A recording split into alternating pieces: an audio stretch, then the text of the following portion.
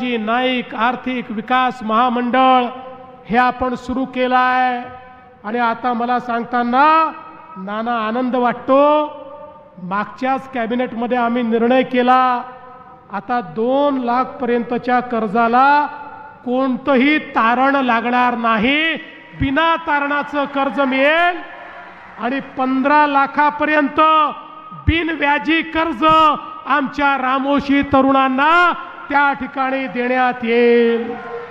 महामंडळाचे व्यवस्थापक या ठिकाणी आहेत, त्यांना मी सूचना करतो, शेवटी समाजामध्ये जागृती कमी आहे, नेते फिरतायत, पण तुम्ही देखील स्वतः समाजातले तरुण हुडकून काढा, त्या तरुणांना प्रशिक्षणाच्या योजना सुरू करा, त्या प्रशिक्षणानंतर त्यांना कर्ज द्या आणि त्यांना आपल्या पायावर उभं करा।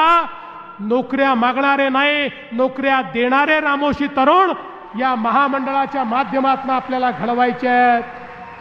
खरं म्हणजे या तरुणाईच्या हातामध्ये खूप ताकद आहे, क्षमता आहे, त्याला योग्य वाट आपल्याला मिळवून द्यायची आहे।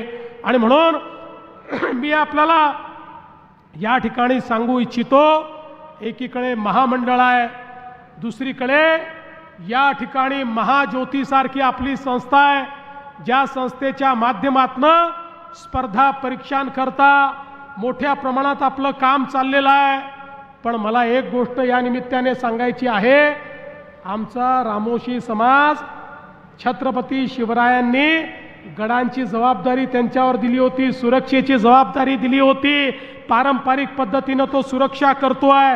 आणि म्हणून आपल्या आर्थिक विकास महामंडळाने आणि सारथीने मिळून एक प्रशिक्षणाची योजना तयार करायची, जे प्रशिक्षण आमच्या रामोशी बेरड आणि बेडर समाजाकरता त्यांना पोलीस भरतीमध्ये जास्तीत जास्त प्रशिक्षण मिळेल याकरता ही योजना तयार करायची, ज्या माध्यमातून प्रशिक्षित होऊन आमच्या पोलीस भरतीमध्ये आमच्या रामोशी बेरड आणि बेडर समाजाचे जास्तीत जास्त तरुण आणि तरुणी देखील त्या ठिकाणी गेल्या पाहिजेत। याकरता एक नवीन योजना येत्या काळामध्ये आपण सुरू करू आणि त्यातनं निश्चितपणे हे कार्य आपण पुढे नेऊ।